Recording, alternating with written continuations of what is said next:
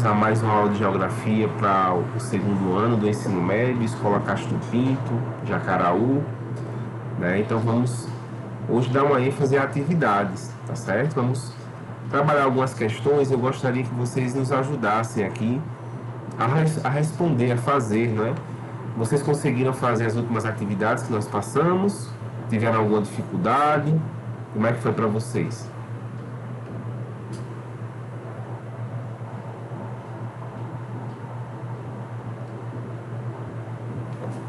Bom, acho que não tiveram dificuldade, né? Não falaram nada, então acho que está tudo ok.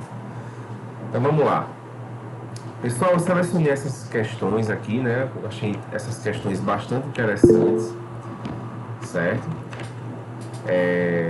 Qual foi sua dificuldade, Francelino? Poderia nos dizer que aí de repente eu posso ajudar você.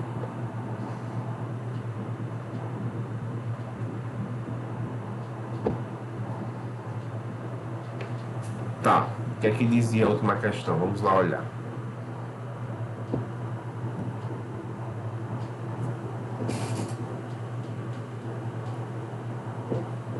Vamos fazer uma correção primeiro desse exercício, né? A gente coloca a expectativa de resposta, tá bom? E depois a gente parte para esse do livro, do material do livro, certo? Então, peraí, deixa eu encerrar aqui o compartilhamento deste. E aí eu vou colocar aqui, vou projetar a última atividade.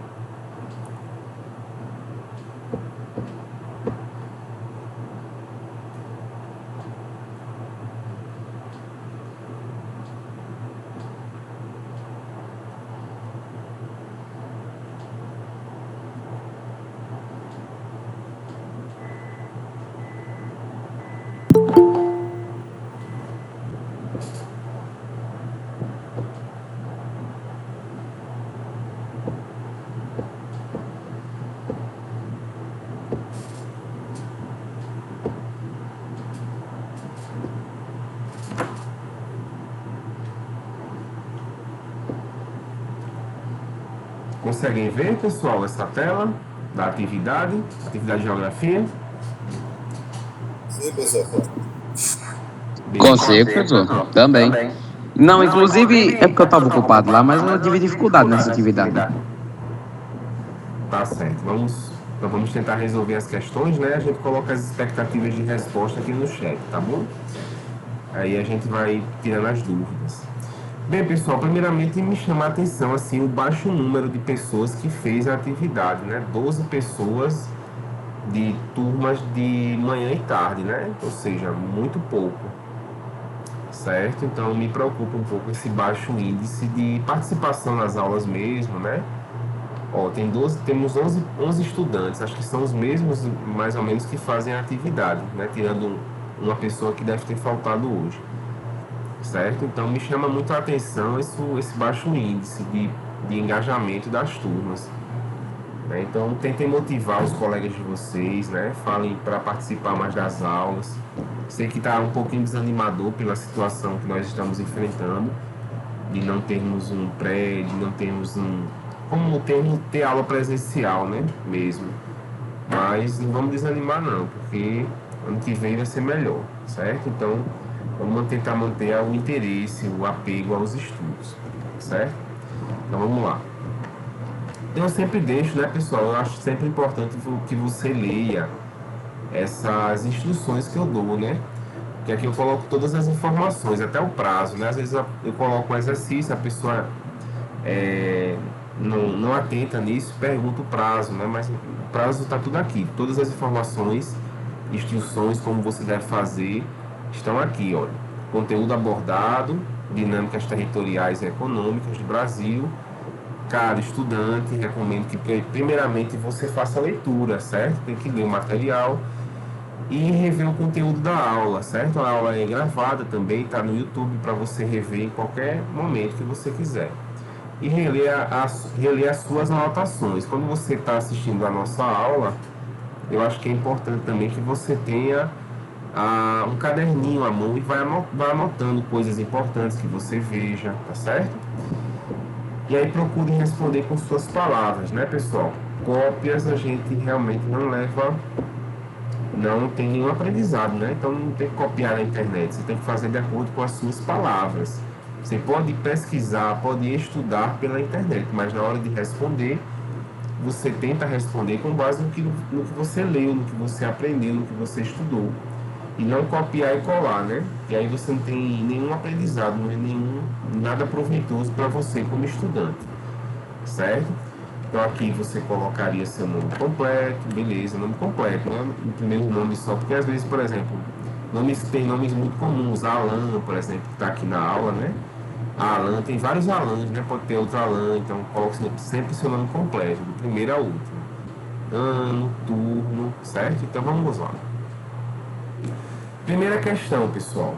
Caracterize. O que é caracterizar? É dar as características, não é isso? Quando eu olho assim para Ednael, por exemplo, caracterize Ednael. Ednael é um rapaz que está nessa foto, que está com uma foto de perfil, uma foto olhando meio de lado, para deve estar olhando ali para uma paisagem bonita, né? E ele está, me parece aqui, com a camisa de gola, né? Com o cabelo em degradê, raspadinho aqui ao lado. Então eu estou dando as características de Ednael. Não, então caracterize é das características, tá certo, gente? Do que foi a economia de modelo agrário exportador, tá certo? Então, primeira coisa que a gente pode identificar, eu vou colocando aqui a resposta, tá, gente? Do primeiro, a resposta esperada. Se você colocar algo nesse sentido, de boa, não precisa se preocupar em refazer a atividade, tá bom? E se você errou, você não precisa também refazer agora. Você anota no seu caderno e você vai aprendendo com o que você errou, certo?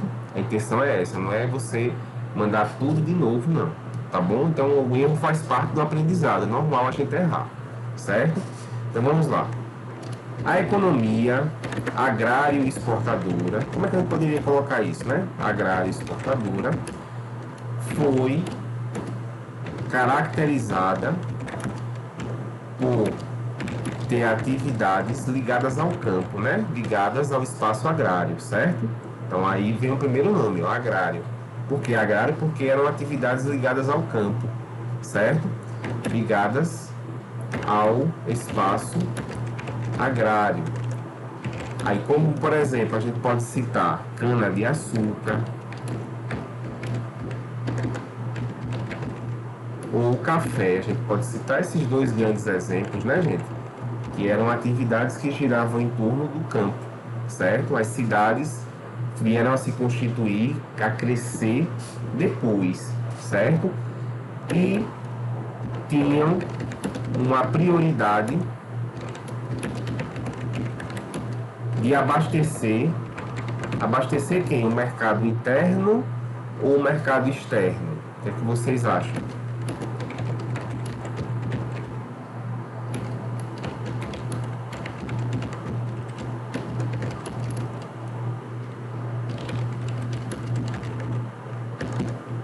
O externo, né, gente? Então aqui, ó, uma expectativa de resposta que poderia ser feita para essa primeira questão. A economia agrária exportadora foi caracterizada por ter atividades ligadas ao espaço agrário, cana-de-açúcar, café como exemplos, e tinham uma prioridade de abastecer o mercado externo, da exportação, certo? De vender para fora, não priorizando o mercado local, tá certo?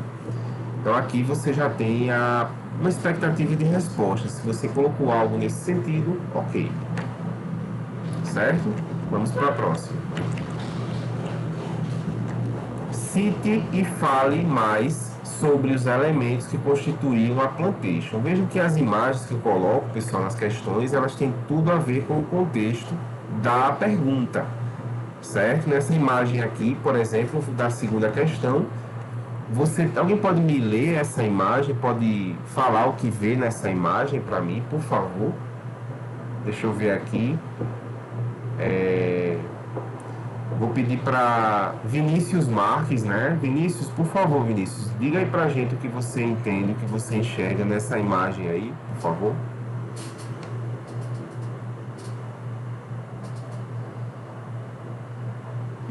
Não sei se é um cachorro ali. E um carapuá, eu acho. Sim, provavelmente isso aí é um capitão do mato, né, que está fiscalizando os trabalhos, né? E aí você tem uma pessoa que está carregando aí uma caça, né? Aparentemente aqui um escravo, um escravizado, certo? E aqui você tem um dos pilares da plantation, porque a plantation, eu falei para vocês na última aula que nós tivemos, a última aula síncrona, ela é constituída por três elementos principais: mão de obra escravizada, latifúndio, ou seja, grandes extensões de terra, e monocultura, ou seja, plantação de uma coisa só para vender para fora do país, certo? Então essas são as características de uma plantation. Como é que nós poderíamos responder essa questão? Citar, o que é citar? É só mencionar, né? Os elementos. Você vai mencionar e depois você vai falar sobre eles, tá? Então eu peço duas coisas aqui para vocês. Então é bom a gente ter sempre atenção nisso quando as questões forem colocadas, que a gente saiba o que a questão realmente pede. A gente às vezes está na pressa e se preocupa só, por exemplo, numa questão dessa em citar e não fala mais sobre o que é que são esses elementos.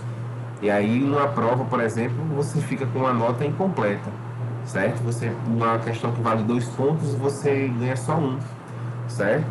Então eu acho importante a gente entender essa questão. Eu acho importante que a gente saiba o que a questão nos pede, nos exige, certo? Então vamos lá, vamos responder, tentar responder essa questão 2, né? Então vamos lá. Como é que eu posso responder aqui? Monocultura, já citei uma coisa, né? Monocultura. Plantação de uma cultura apenas.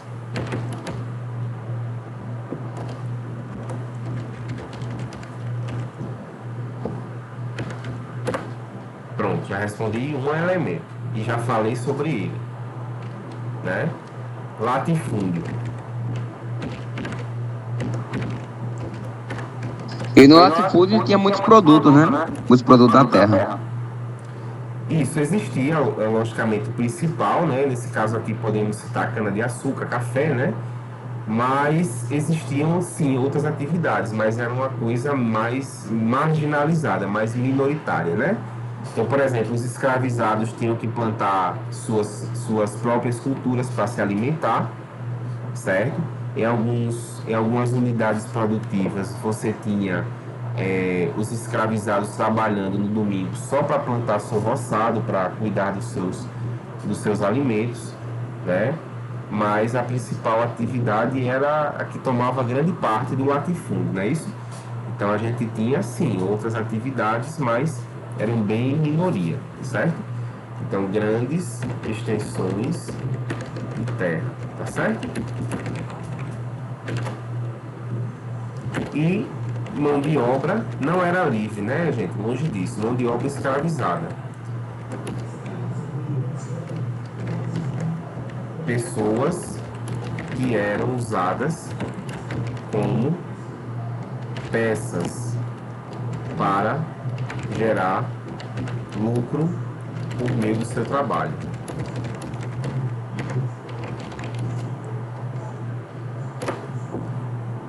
Então vejam, são 3 elementos, explicamos os 3 elementos. Alguma dúvida nessa questão 2? Não entenderam alguma questão? E aí? Certo?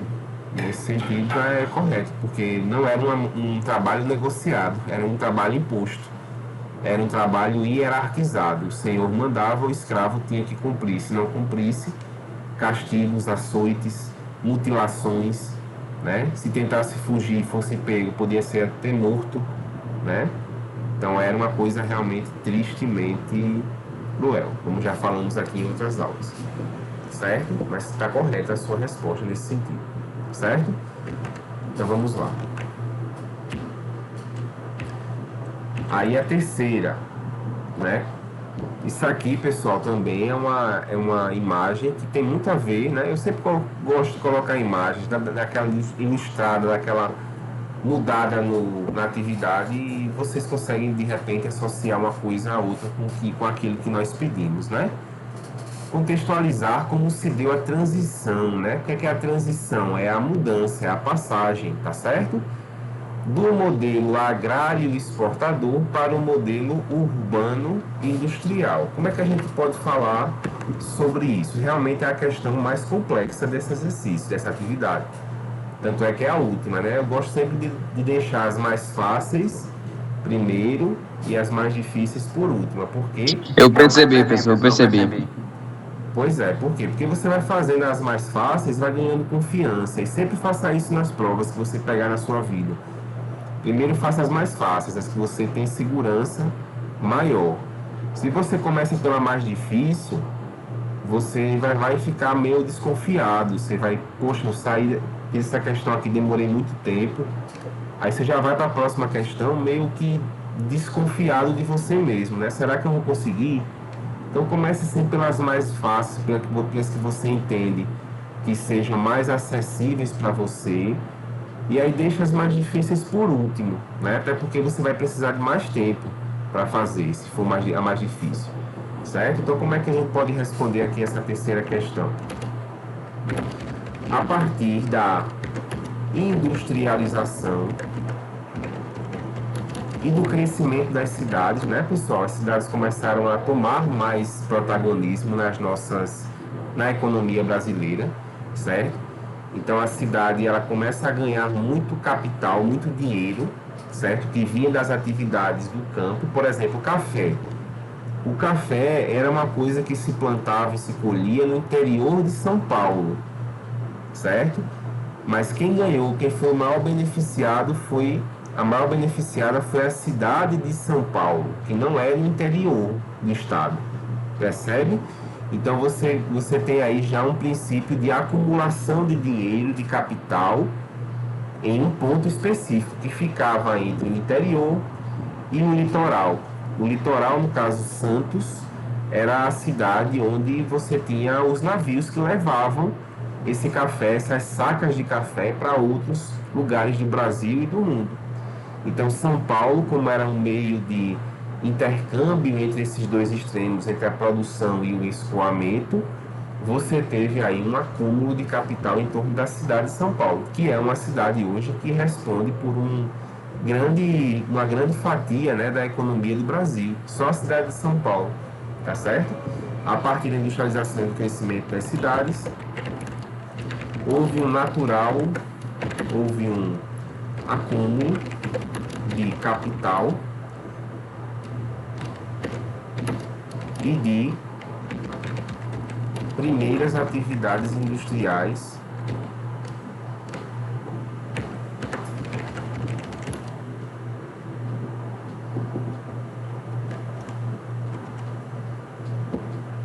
nas cidades.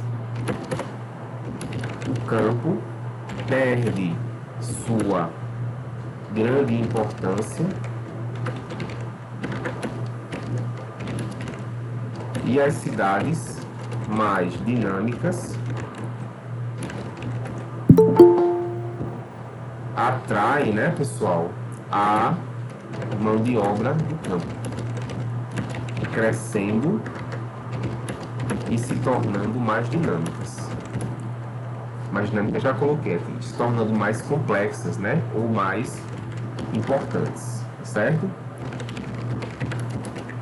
E o campo.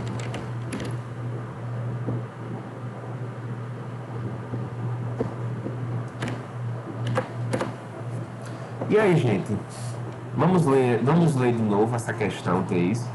Contextualize. O que é contextualizar? É dar um contexto, né? Dar um cenário, um cenário panorâmico daquilo que estava acontecendo, certo? Quando você está contando uma história que aconteceu com você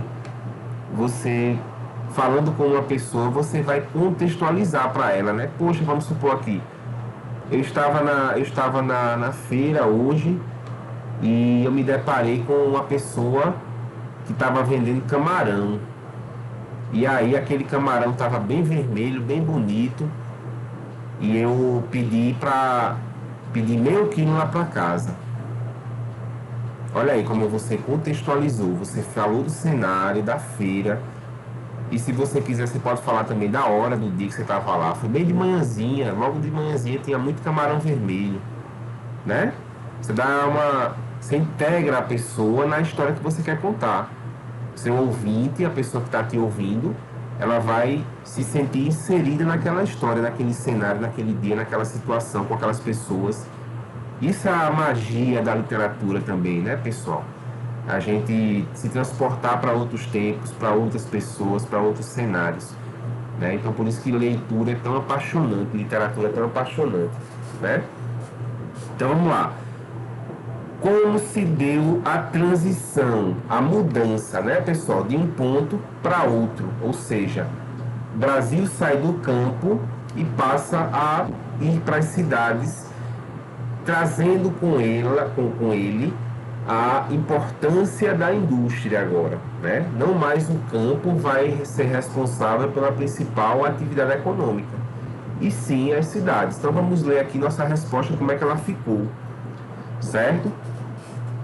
Ó, você vê que aqui eu acho que eu respondi em coisa de 5 linhas, né? Se você for colocar no caderno mesmo, dá 5 linhas. Que é outra coisa que você pode fazer também.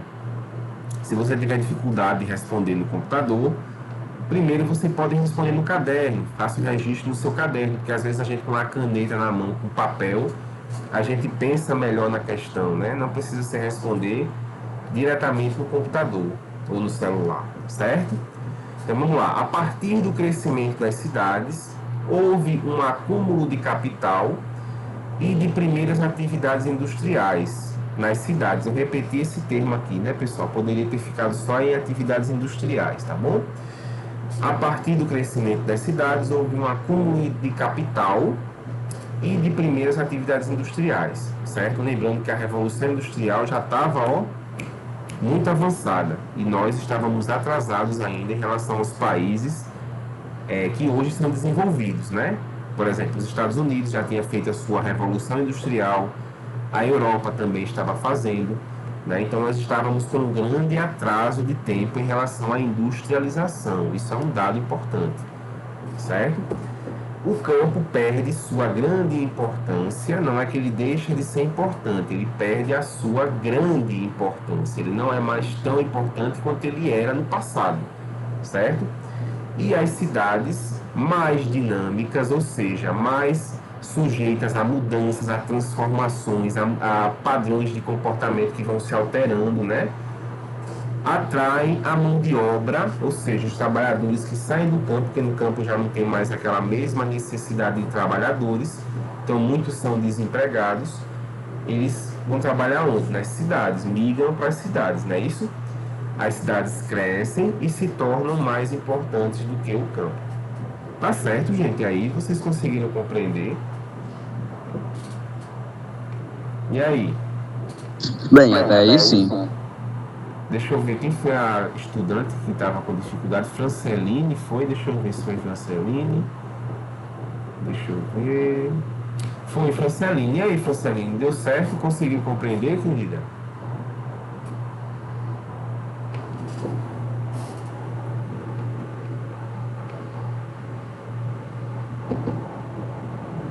Ok. Os demais, se tiverem dúvidas, pessoal, professor, não entendi a primeira, eu posso explicar de novo, tá bom?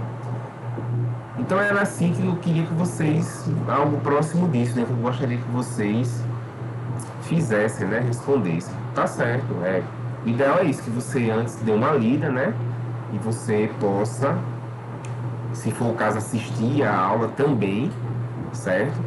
Mas sempre fazendo aquela coisa, poxa, um método bom para você aprender é você anotar. Eu gosto muito de estudar quando eu estou estudando para alguma coisa. Por exemplo, quando eu estudava matérias da escola, eu gostava muito de anotar, né? Então isso me facilitou muito a memorização. Por quê? Não é que você vá decorar, não é a opção da gente principal decorar. Você tem que aprender, né?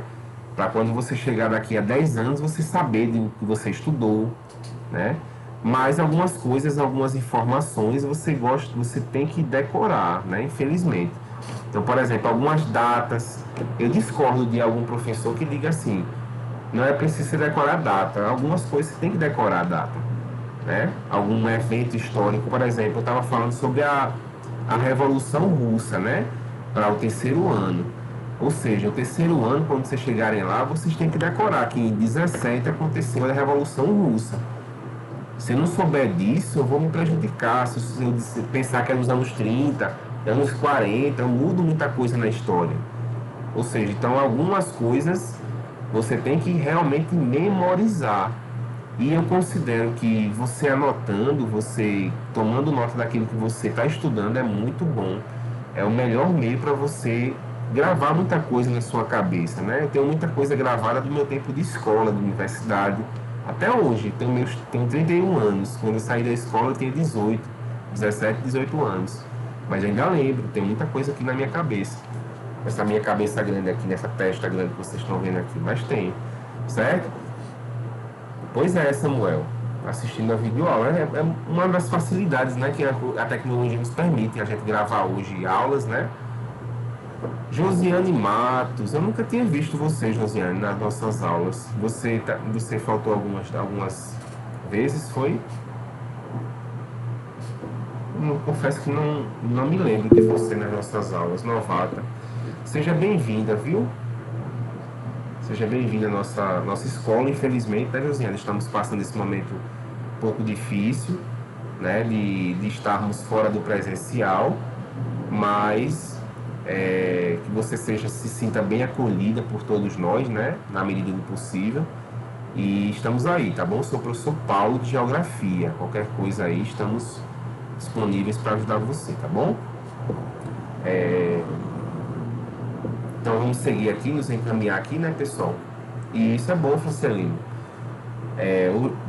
A gente não tem um livro, né, assim, físico, mas eu vou mandar os PDFs, estou mandando os PDFs para vocês e vocês podem estudar no celular e anotar, deixar o caderninho, anotar, fazer os fichamentos, né, das atividades, dos conteúdos. É muito bom o fichamento também, o método de fichamento para estudar, para mim é o melhor, né, porque você vai estudar 3 vezes, veja, você vai ler pela primeira vez, você vai anotar e depois você vai ler o que você anotou. Você fez 3 estudos, ó. Então você, com o fichamento, anotando as principais coisas do conteúdo, não precisa você anotar tudo, porque não tem sentido, mas as principais informações, você toma nota, depois você lê, você estuda 3 vezes.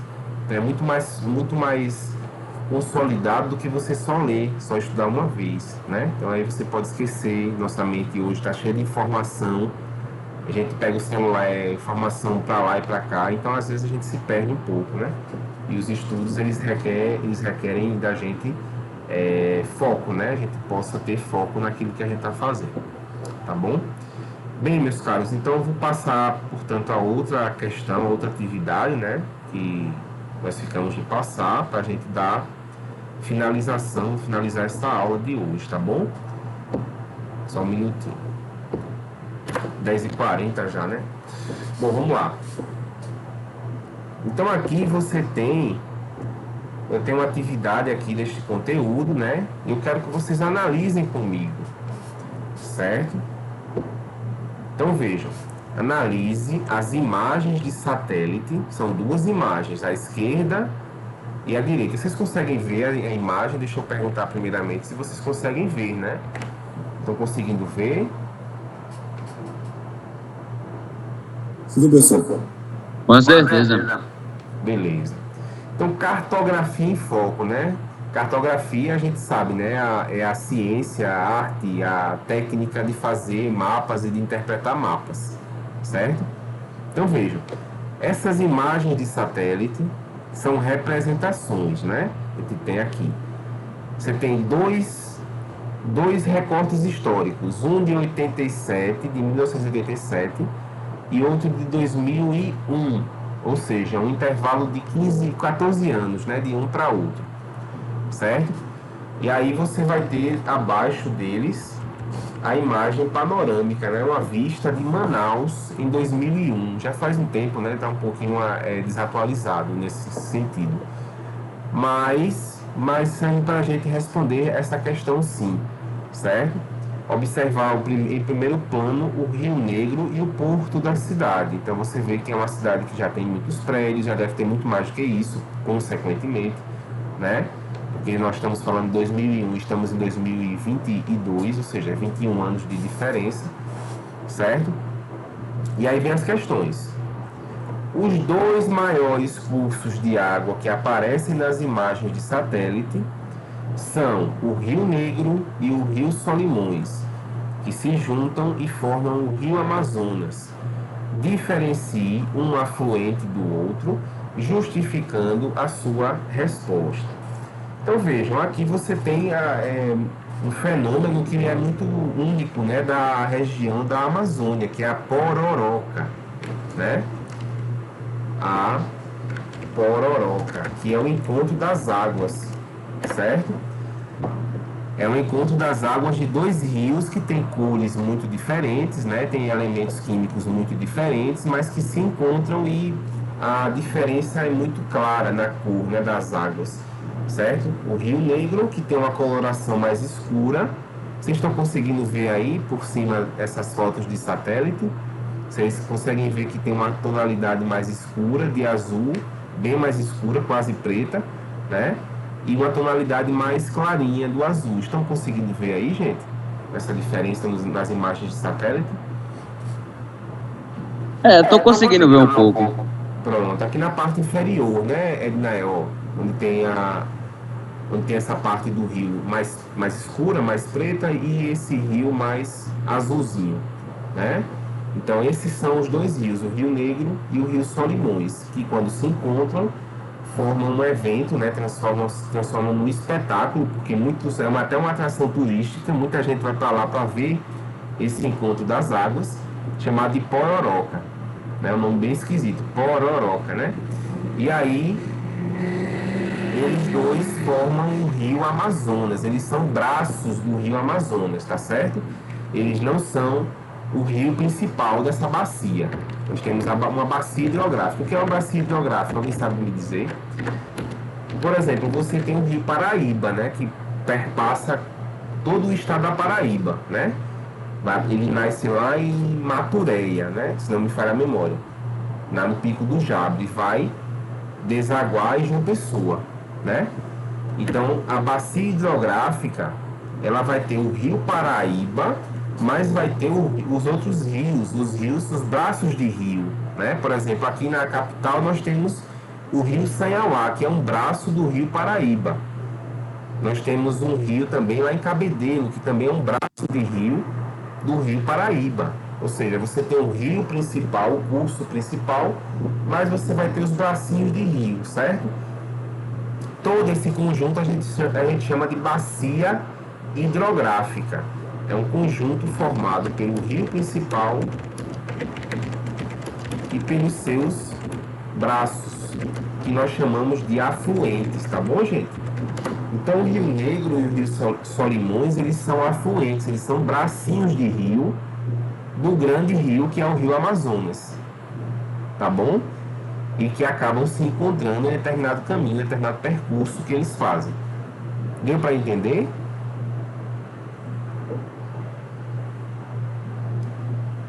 Pronto, eu vou entender. Que bom. Então vamos lá. Então, respondendo aqui, né, a letra A. Número 1, letra A. O Rio Negro possui uma tonalidade mais escura nas imagens, enquanto o Rio Solimões é de cor mais clara.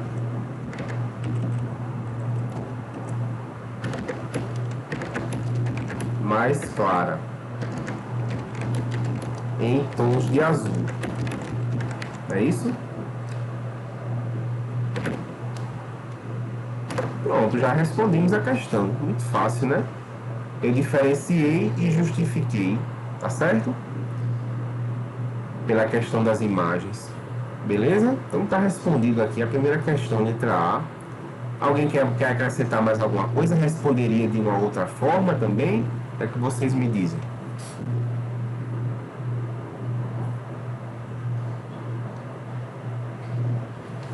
Bom, acho que Professor, eu responderia da mesma forma. Da mesma. beleza. Agora eu quero ver, letra B, olha. Pela foto acima, essa foto aqui, ó, vou até subir a imagem um pouquinho.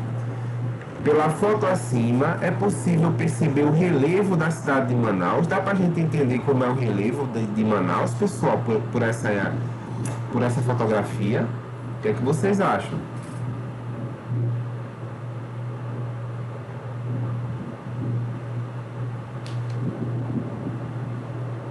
E aí? Deixa eu ver aqui. Samuel, meu amigo, você sabe identificar o relevo de Manaus por essa foto que nós estamos vendo aí?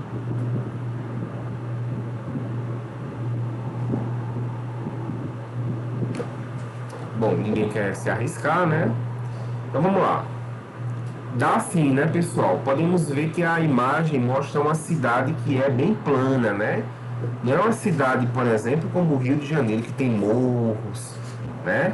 Que tem um relevo mais acidentado, né? Aqui é uma cidade que, por esta foto, você já pode entender que ela é uma cidade plana, certo? Você tem muitos prédios aqui na imagem, né? Mas o relevo mesmo em si, ele é plano. Vocês conseguem ver até lá no fundão que é plano, né? Você não tem muitas variações na constituição do relevo, certo? Então, respondendo a pergunta, é possível perceber o relevo da cidade de Manaus. Descrevam. É um relevo plano. Primeiramente, é um relevo baixo, né, gente? Você vê que o rio ele está no mesmo nível da cidade, praticamente. Então, é um relevo baixo e de caráter plano.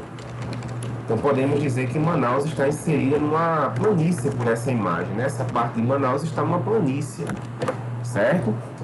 Certo? Uma planície de acumulação sedimentar por conta do rio. O rio traz muito sedimento, muitos pedacinhos de outras rochas, muitos pedacinhos de areia que são depositados e são constituídos como planície.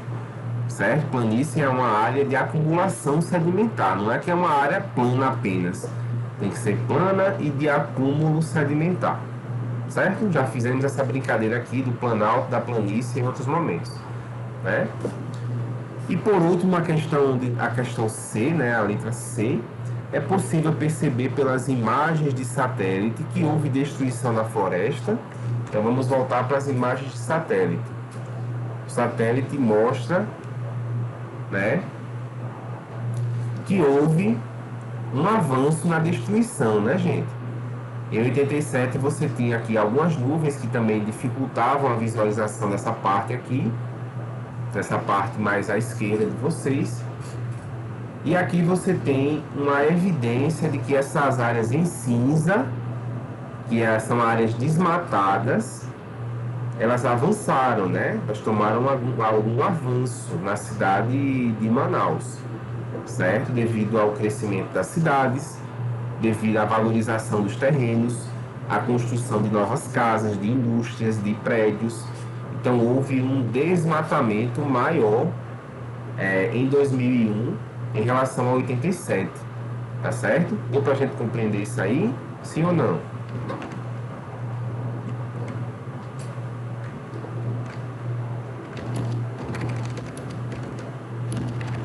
Sim, pelo crescimento urbano de Manaus,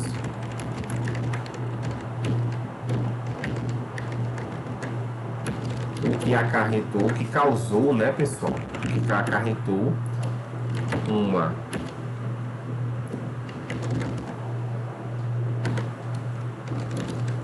maior necessidade de construção de casas, indústrias, prédios e empreendimentos, fazendo com que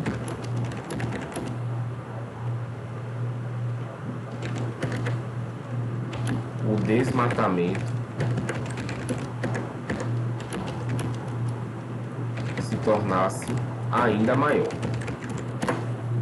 Pronto, respondemos e justificamos, né? Então vejam aí que é uma questão bem simples, pessoal. É só você analisar essas imagens com cuidado, com atenção e entender que a lógica do crescimento das cidades no Brasil foi essa, de crescer, mas de uma forma que não é planejada, que não é planificada, ou seja, você vai ter uma área desmatada muito grande em todas as cidades. Por exemplo, em João Pessoa, você só tem uma reserva muito importante de Mata Atlântica, que é a Mata do Buraquinho. Quem foi já em João Pessoa, quem é de lá, quem vai lá de vez em quando, pode observar na BR, né, quando você entra ali pela Universidade Federal da Paraíba, passando pela UNIP, você tem a Mata do Buraquinho, uma grande reserva de Mata Atlântica que existe em João Pessoa, mas é uma raridade, né? João Pessoa tem áreas muito desmatadas pelo crescimento mesmo da cidade, pela realização de empreendimentos, de prédios, de casas, de comércios, de indústria, né? Então, perdeu-se muito da área verde da nossa cidade, no caso de João Pessoa, tá certo? Pessoal, alguma dúvida, algum questionamento da aula de hoje? Querem perguntar, quem esclareça alguma questão que não ficou tão bem explicada para vocês? O que é que vocês me dizem? Professor, a única pergunta que eu gostaria de fazer é o seguinte: esse conteúdo vai para o grupo ou não? Sim, vou colocar. Ah, então fora isso, as dúvidas acabaram. Certo? Vou colocar hoje esse material no PDF, tá bom? E essa aula também, que eu tô gravando aqui, vou encerrar a gravação já já, tá certo? Eu coloco lá para mais tarde, tá, pessoal? Eu vou precisar sair já já, mas mais tarde, de tarde, eu lanço lá todo o conteúdo e essa aula é gravada para vocês assistirem de novo quando quiserem, certo? Tá bom assim? Combinado?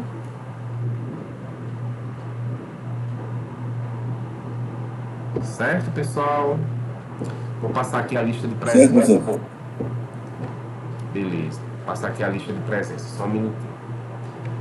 Então vou encerrando aqui a aula, né? Vou parar a gravação, mas não saiam ainda, que eu vou passar a lista de presença, certo? Vou encerrar a gravação aqui para eu poder colocar no YouTube para vocês. Então, encerrando aqui a gravação, pessoal, obrigado pela atenção de quem assistiu até agora.